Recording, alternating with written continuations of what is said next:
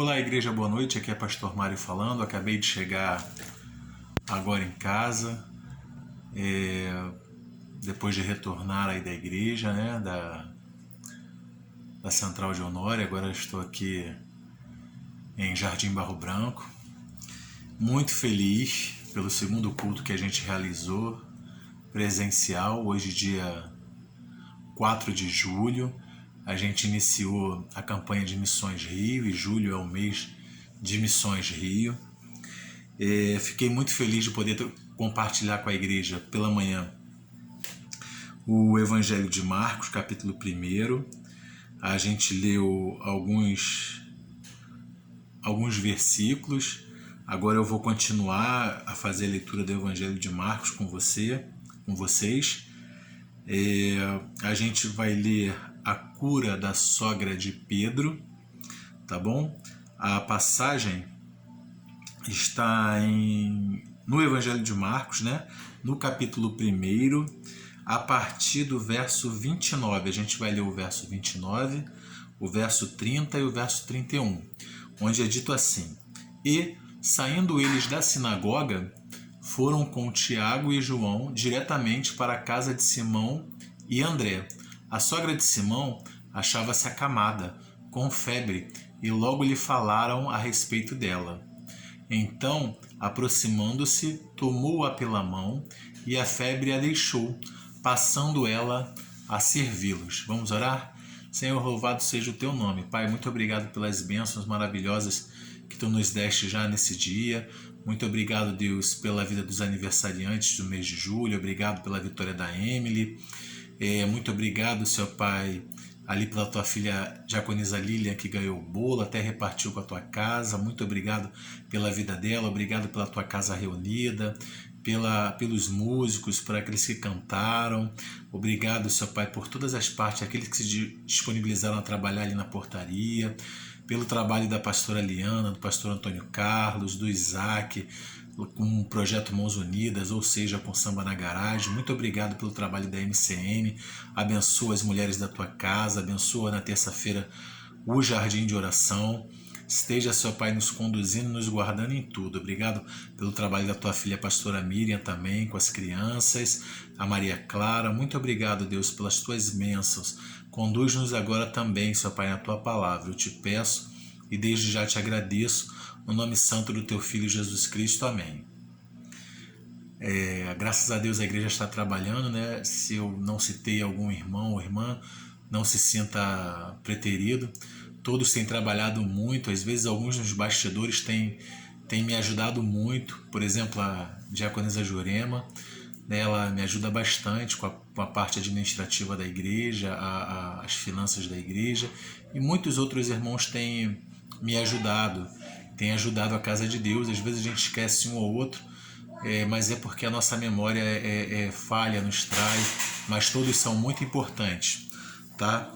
Então eu quero dar continuidade. A gente fez uma leitura agora, de manhã a gente fez o estudo da palavra de Deus no Evangelho de Marcos. Algumas coisas eu vou pegar de manhã e acrescentar aqui agora, porque de manhã a gente fez uma pergunta: por que, né, nós devemos fazer missões na cidade? Aí a gente respondeu com 4 pontos. Agora a missão está em curso, Jesus já começou a sua mensagem, Jesus já começou a caminhar, ele faz muitas caminhadas pregando o Evangelho.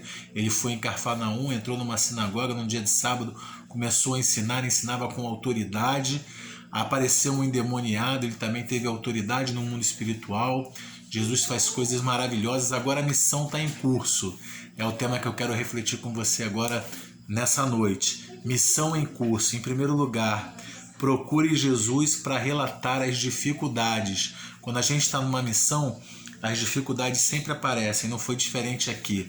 Ele estava em missão, saindo lá de Cafarnaum, da sinagoga, diz o texto: e saindo eles da sinagoga, foram com Tiago e João diretamente para a casa de Simão e André. A sogra de Simão achava-se acamada com febre, e logo lhe falaram a respeito dela. Então, aqueles companheiros ali de Jesus, os companheiros de Simão, os seus amigos, foram relatar a Jesus, né, o que estava acontecendo.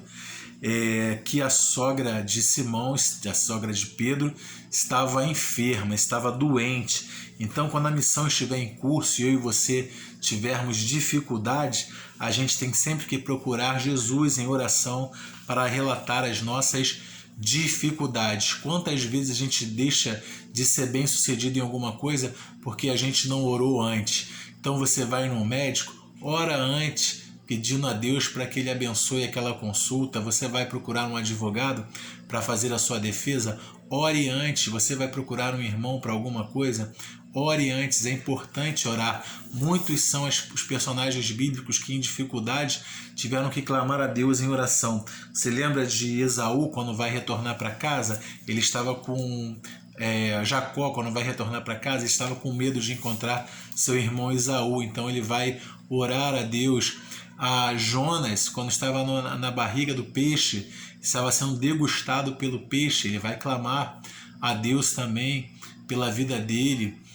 Muitas vezes eu e você deixamos de obter vitória porque não estamos buscando a Deus em oração. Até na nossa refeição, quando a gente agradece a Deus pela nossa refeição, pelo que a gente tem na mesa, a gente também deve pedir a Deus que abençoe. A gente deve dar graças e pedir que Ele abençoe o nosso alimento, para que o nosso alimento possa ter a finalidade a que ele se destina, que é fortalecer e nutrir o nosso corpo. Então, no meio das dificuldades, a gente deve clamar a Deus, deve pedir ajuda a Jesus, não só pela nossa vida, mas pelo nosso próximo. Foi o que eles fizeram aqui. Aqueles amigos, companheiros de Simão, foram até Jesus pedir por sua sogra, que estava acamada e febril. Então esse é um exemplo para mim e para você. Nós devemos também estarmos em oração, orar a Deus e pedir a Ele o fim dessa pandemia, orar a Deus e pedir a Ele ainda melhores condições para falar a palavra dEle para todas as pessoas que a gente possa alcançar. Mas além disso, missão em curso, além de procurar Jesus durante a missão, nos momentos de dificuldade, a gente deve ter a certeza que com a missão em curso, Jesus oferece para a gente a solução completa e perfeita. É dito o seguinte, depois que eles foram falar com Jesus, então, olha só, Jesus, então aproximando-se, tomou-a pela mão. Jesus tomou aquela mulher pela mão e a febre a deixou, passando ela a servi-los. Veja, Jesus curou aquela mulher, a sogra de Pedro, a sogra de Simão. Mas não foi só uma cura. Lembra que eu falei que o Evangelho apresenta Jesus como Filho de Deus? Ele faz coisas que ninguém pode fazer, não é verdade? Ele fala como ninguém nunca antes falou, ele fala com autoridade. Ele expulsa os demônios de uma maneira diferente, ele não dá papo para os demônios, ele manda eles se calarem e se retirarem.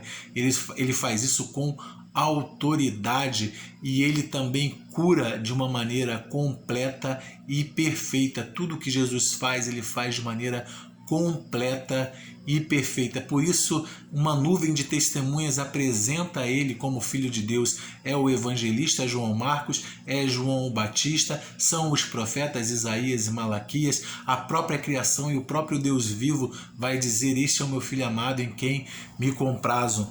E Jesus realmente é esse maravilhoso Deus encarnado em forma humana que veio para me salvar e te salvar. E quando ele cura a sogra de Pedro, ele cura de uma maneira extraordinária. Porque você, quando está febril, está doente, e você procura um médico e toma medicamentos, você deve sempre fazer isso quando está doente, você vai se recuperando aos poucos, a febre passa, mas você continua às vezes debilitado. Mas o texto diz que Jesus curou aquela mulher e ela imediatamente passa a servi-los. Ele não só curou ela, mas ele dá um novo ânimo, ele capacita, ele restaura suas forças, ele faz aquilo que eu e você não podemos fazer. Provavelmente a casa estava cheia e ela passa a servi-los.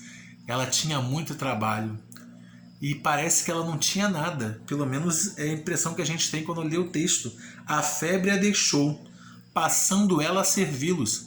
Se a febre tivesse passado, provavelmente ela ainda deveria estar debilitada, mas ela não estava, ela não estava tão arriada devido à febre. A febre passou, mas com certeza ela não estava plena para trabalhar.